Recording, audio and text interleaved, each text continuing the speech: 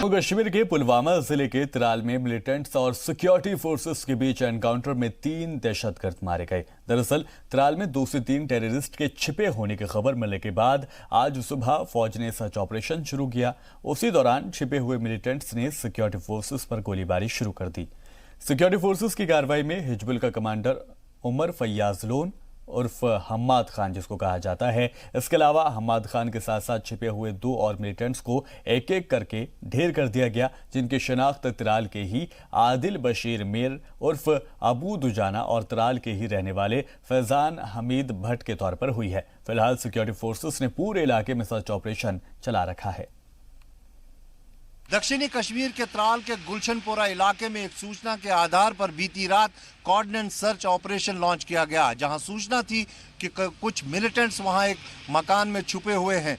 जैसे ही उस मकान को घेर लिया गया जो जंगलों के बहुत नज़दीक था, तो वहां छुपे मिलिटेंट्स ने तलाशी दल पर फायरिंग शुरू कर दी। जवाबी कार्रवाई हुई और एक मुठभेड़ शुरू हुई। अब जो सूत्रों के हवाले से हमें खबर मिल रही है कि 3 मिलिटेंट्स जो वहां पर छुपे हुए थे उनको मार गिराया गया है। बताया जा रहा है कि वो मिलिटेंट्स हिजबुल मुजाहिदीन के मिलिटेंट संगठन के साथ वाबस्ता थे और अभी फिलहाल उनकी डेड बॉडीज जो है वो रिकवर नहीं की गई है। लेकिन ये भी सूत्र बता रहे हैं कि इन 3 में से हिजबुल मुजाहिदीन का एक टॉप कमांडर है जो मारा गया है। निसंदेही ये एक बहुत बड़ी सफलता है जम्मू कश्मीर पुलिस और अन्य सुरक्षा बलों के लिए।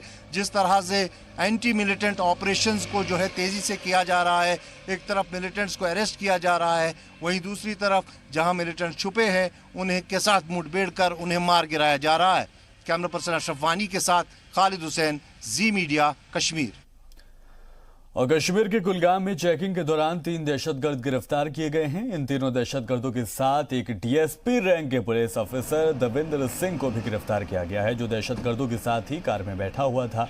दविंदर सिंह की तैनाती श्रीनगर एयरपोर्ट पर है। डीएसपी दविंदर सिंह के घर पर सिक्योरिटी फोर्सेस ने छापेमारी भी की है, जहां से AK-47 राइफल और एक पिस्तौल जब्त की गई है। पकड़े गए दहशतगर्दों में लश्कर तैयबा का टॉप कमांडर नवेद बाबू भी शामिल है। वहीं दूसरे दहशतगर्द की शिनाख्त हिजबुल मुजाहिदीन से जुड़े अल्ताफ के तौर पर हुई है, जबकि तीसरे दहशतगर्द की शिनाख्त इरफान के तौर पर हुई है। वाज़ेह रहे कि गिरफ्त में आया हिजबुल कमांडर अल्ताफ पहले पुलिस कांस्टेबल था और कुछ साल पहले वो 4 AK-47 राइफल लेकर फरार हो गया था। जानते हैं कि जो हमारे पुलिस अफसर है ये एंटी मिलिटेंसी ऑपरेशन में बहुत सारे काम किए हैं, लेकिन जो जिस हालत में कल पकड़ाया गया, जो कि मिलिटेंट को अब गाड़ी में बैठा के ड्राइव करके जम्मू साइड जा रहा था, ये हीनियस क्राइम है। इसीलिए उसको हमने वही ट्रीट किया जो मिलिटेंट को करते हैं, प्रॉपर अरेस्ट किए, रिमांड पर लाए हैं, इंट्रोगेशन चल रहा है और उसमें जो इन्वेस्टिगेशन में जो आएगा उसके हिसाब से कार्रवाई की जाएगी। क्योंकि अभी इनिशियल इन्वेस्टिगेशन है, इसलिए मैं अभी ज़्यादा नहीं कर सकता हूँ। देखिए, जैसा मैंने पहले बोला आपको कि ज्वाइंट इंट्रोगेशन चल रहा है, जिसमें हमारे सारे agency, security force, police, IB, raw, CID सबको इन्वॉल्व किए, इसीलिए किए हैं क्योंकि मामला सेंसिटिव है कि हम कोई भी इसमें नहीं चाहता है कि कोई लूप होल रहे इसमें। Full proof. Jammu Kashmir police द्वारा की गई प्रेस कॉन्फ्रेंस के बाद अब ये साफ हो गया है कि deputy SP Davinder Singh militants के साथ पकड़ा गया है और नवीद बाबू जो टॉप HM के कमांडर थे उनके साथ उन्हें उस जगह पकड़ा गया जहां एक नाका लगाया गया था और एक इनपुट था शोपियान पुलिस का कि कुछ मिलिटेंट्स जो है जम्मू जाने के फिराक में है। लेकिन जब उन्हें पकड़ा गया तब उनके साथ डिप्टी SP दविंदर सिंह भी मौजूद थे। उसके बाद उन्हें तुरंत अरेस्ट किया गया है। जो IGP ने हमें बताया कि इंट्रोगेशन मिलिटेंट्स के साथ साथ डिप्टी SP का भी हो रहा है और उनसे जानने की कोशिश की जा रही है कि आखिर वो कहां जा रहे थे और क्या उनका जो है इरादा था करने का। इन सब बातों पर हालांकि पूरी तरह से जम्मू कश्मीर पुलिस ने पर्दा नहीं हटाया, ये कहकर कि ये मैटर ऑफ इन्वेस्टिगेशन है, इससे जो इंट्रोगेशन है या फिर जो इन्वेस्टिगेशन चल रही है वो हैम्पर हो सकती है। लेकिन नवीद बाबू की अगर हम बात करें, जिस पर 18 FIR से, जो एक पूर्व पुलिस कांस्टेबल रह चुका है और टॉप कमांडर्स में माना जाता था। उसने कई सिविलियन किलिंग्स की थी और हाल ही में जो अनुच्छेद 370 हटाया गया था, उसके बाद जो फ्रूट व्यापारियों पे हमले हुए थे उसमें भी उसका नाम आया था। उस जैसे मिलिटेंट्स के साथ दविंदर सिंह का होना निस्संदेह ही एक बड़ी चिंताजनक बात है। हालांकि पुलिस जो है अभी पूरी तरह से इस पूरी घटनाक्रम पे पर्दा नहीं हटा रही है, लेकिन उसको पकड़ने के बाद लगातार कल से ही जो छापामारी है वो लगातार जारी है। कई हाइड आउट्स बस्ट किए गए हैं, सामान जो है हथियार और गोला बारूद वो बरामद किया गया है। यानी कहीं ना कहीं इन दोनों के इंट्रोगेशन से कई कड़ियां जो है वो पुलिस के सामने खुल रही है और कई मामलों से पर्दा हट रहा है। अब देखना ये होगा कि दविंदर सिंह और नवीद बाबू के इंट्रोगेशन से क्या क्या सामने आता है। क्या पुलिस और मिलिटेंट्स का ये एक नेक्सस था जो कुछ करने जा रहा था, कोई बड़ा हमला अंजाम देने जा रहा था, ये सब कुछ ही दिनों में साफ हो जाएगा। लेकिन कहीं ना कहीं एंटी हाईजैकिंग में तैनात जो डिप्टी एसपी दविंदर सिंह थे, उनका मिलिटेंट्स के साथ पकड़ा जाना सुरक्षा एजेंसियों के लिए एक चिंताजनक बात है। कैमरा पर्सन फैरोज वानी के साथ खालिद हुसैन, जी मीडिया, कश्मीर। वादी में बर्फबारी और तोदा खिसकने का सिलसिला लगातार जारी है, जिसकी वजह से अक्सर व बेशतर रास्ते बंद हो जाते हैं। हालिया तोदा खिसकने की वजह से जम्मू कश्मीर का कौमी शाहराह नंबर 44 बंद हो गया है, जिसकी जद में एक आने से 3 मुसाफिर दरअसल जख्मी हो गए। तोदा खिसकने की वजह से रास्ते भी बंद हो गए हैं।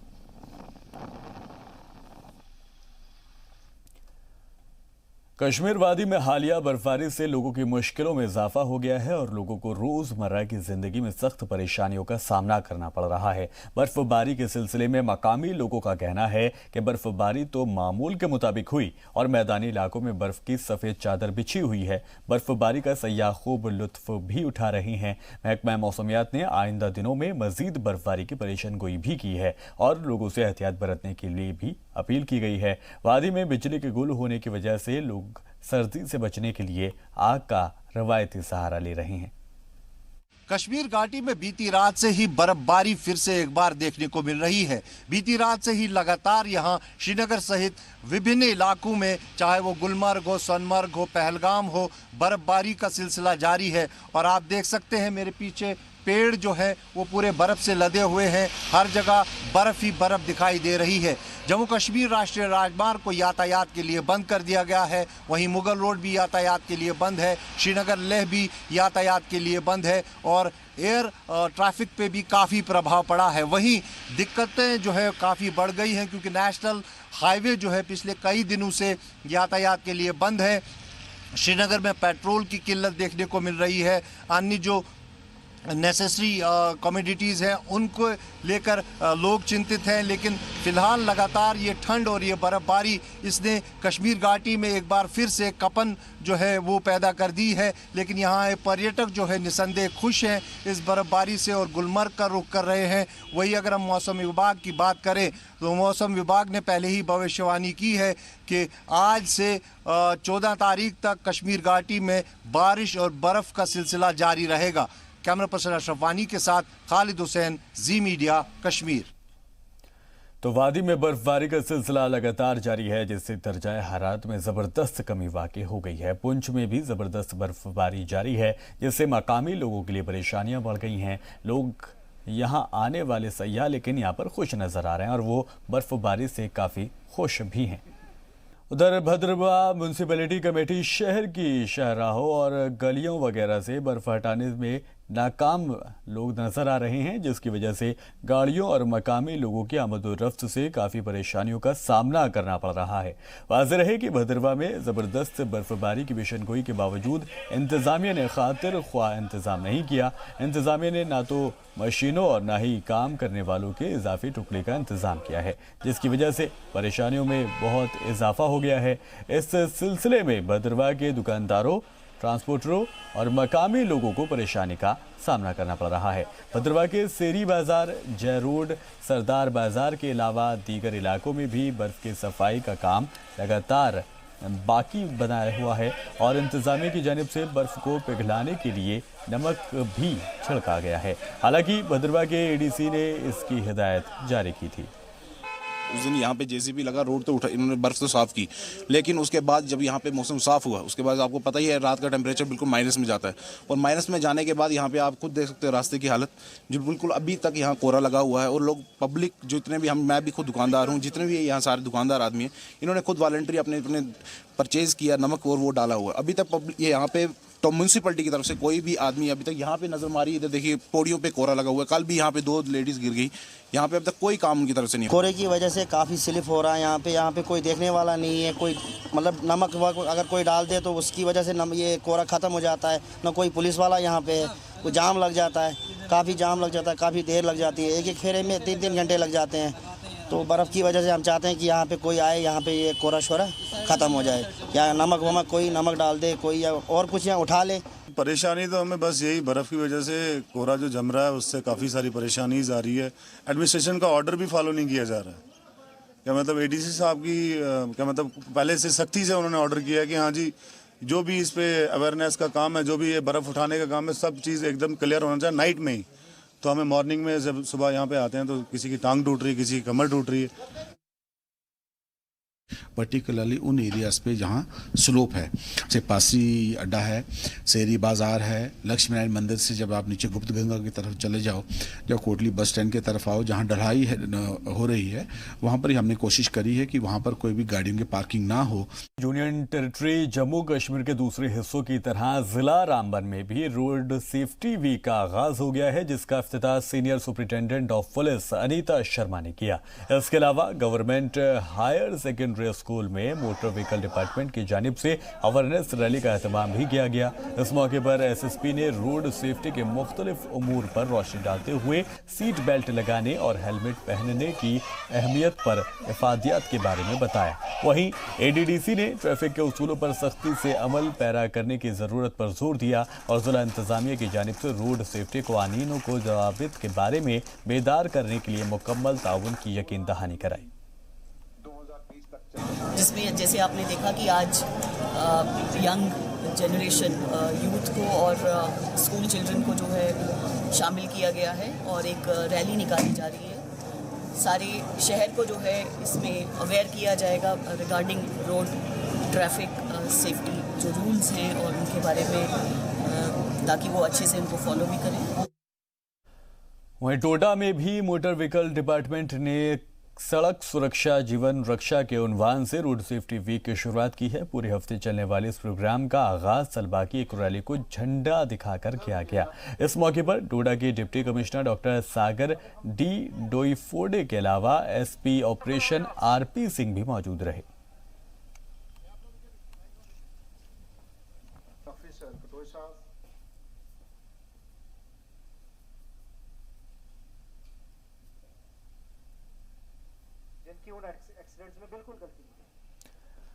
और जम्मू में भी ट्रैफिक वीक का आगाज हो चुका है। ट्रैफिक वीक के रूल्स को फॉलो करने को लेकर जम्मू के स्कूली बच्चों की जानिब से एक अवेयरनेस रैली निकाली गई। इस प्रोग्राम में एलजी के adviser RR Bhatnagar chief guest के तौर पर मौजूद रहे और इनके साथ जम्मू के आरटीओ दावंतर सिंह और एसएसपी ट्रैफिक जोगिंदर सिंह और ट्रांसपोर्ट कमिश्नर ने इस रैली को झंडा दिखाकर रवाना किया।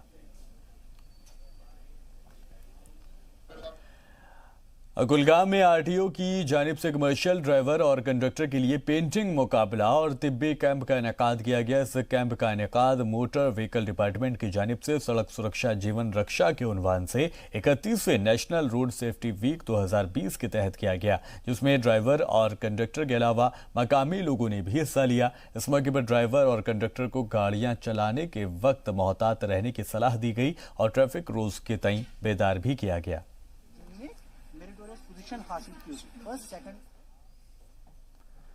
जम्मू में ministry of development of north eastern region और नॉर्थ ईस्टर्न काउंसिल के जानिब से जम्मू के कन्वेंशन सेंटर में बम्बू पर 2 रोज़ा एग्जीबिशन और वर्कशॉप का इनेकाद किया गया।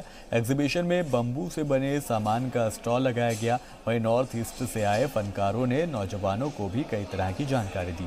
उनका कहना था कि इससे मुस्तकबिल में रोजगार के वसाइल मुहैया होंगे। वाज़ेह रहे कि इस एग्जीबिशन का इफ्तिताह मरकजी वजीर डॉक्टर जितेंद्र सिंह और जम्मू कश्मीर के एलजी जीसी मुर्मू ने करना था, लेकिन किसी वजह से वो यहाँ नहीं पहुँच पाए। मुझे पूरा भरोसा है कि ये जो एग्जीबिशन लगी है ये बिल्कुल एक पर्टिकुलर पर्पस के लिए लगाई गई है और ये ज़रूर फ़ायदेमंद होगी। इसमें किसानों को, जो गांव के रूरल एरियाज़ के लोग हैं, जो आर्टिजन्स हैं और जो लोग इसमें इन्वॉल्व हैं, जो हैंडीक्राफ्ट इंडस्ट्री में, उन लोगों को ज़रूर इससे फ़ायदा होने वाला है। क्योंकि मैडम ये दो चीज़ें हैं, ये भारत सरकार का ministry of development of north eastern region, north eastern council, उसके अंदर में cane and bamboo technology centre है। भारत सरकार also Jammu and Kashmir government ने मिलकर ये साझा प्रयास किया है ताकि हम ये जानें कि यहाँ पे क्या चीज़ उपलब्ध है, जम्मू के ये बांस की कौन सी वैरायटीज़ जम्मू कश्मीर के अंदर हैं और कौन सी वैरायटीज़ हमारे पास हैं, क्या हम उनको अच्छे से उनके बारे में स्टडी कर सकते हैं, प्लांटेशन कर सकते हैं, सिस्टमेटिक प्लांटेशन कर सकते हैं ताकि गांव के लोगों को उससे फ़ायदा हो। किसान, एंटरप्रेन्योर्स और आर्टिजन्स के लिए पूरा फोकस है और मुझे पूरी उम्मीद है, जैसे आप देख रहे हैं इतने लोग क्वेश्चंस कर रहे हैं, इतने लोग पूछ रहे हैं, हमारे एड्रेसेस ले रहे हैं, इससे ज़रूर फ़ायदा होगा, लोगों को रोज़गार के साधन मिलेंगे, अवसर मिलेंगे। हम लोग गुवाहाटी से आए हुए हैं और ये गवर्नमेंट का एक स्पॉन्सर्ड प्रोग्राम है जो ट्रेनिंग देते हैं पूरे नॉर्थ ईस्ट जो 7 स्टेट्स हैं उन सब के जो यूथ होते हैं उनके लिए ये रोज़गार का जो गवर्नमेंट प्रोवाइड करती है, ट्रेनिंग प्रोवाइड करती है। तो जो CBTC है, cane and bamboo technology centre, ये इसमें क्या होता है, ट्रेनिंग दी जाती है। जो बैम्बू से प्रोडक्ट्स बनते हैं, थाउजेंड्स ऑफ प्रोडक्ट्स बनते हैं बैम्बू के, तो उससे अपना एक यूथ जो है वो एक रोज़गार अपना कर सकता है। फ़ायदा तो हम लोग का बहुत हो रहा है, तो लोगों को हम लोग सिखा रहे हैं और उसको हम लोग बैम्बू से बहुत सामान बनाता है, तो बैग बनाता है और क्या क्या बहुत सामान बनाता है हम लोग। अटोडा के गंदोह सब डिविजनल मजिस्ट्रेट प्रीतम लाल थापा ने 13 लाख का एक चेक बतौर चंदा डोडा के DDC और डिस्ट्रिक्ट रेड क्रॉस सोसाइटी के चेयरमैन डॉक्टर सागर डी डोरीफोडे के हवाले किया। ये चंदा रेड क्रॉस फंड में जाता है जो गरीबों को फौरी तौर पर इमदाद के लिए इस्तेमाल किया जाता है। वाज़ेह रहे कि माशरे में बीमार और मुसीबत ज़दा लोगों की ज़्यादा से ज़्यादा मदद करने के लिए डोडा की रेड क्रॉस सोसाइटी हमेशा तैयार रहती है। ख़ास तौर से कैंसर, गुर्दे के मरीजों के तिब्बी इलाज, तालीमी मदद और गरीबों के लिए रोजी रोटी के लिए माली मदद फराहम की जाती है।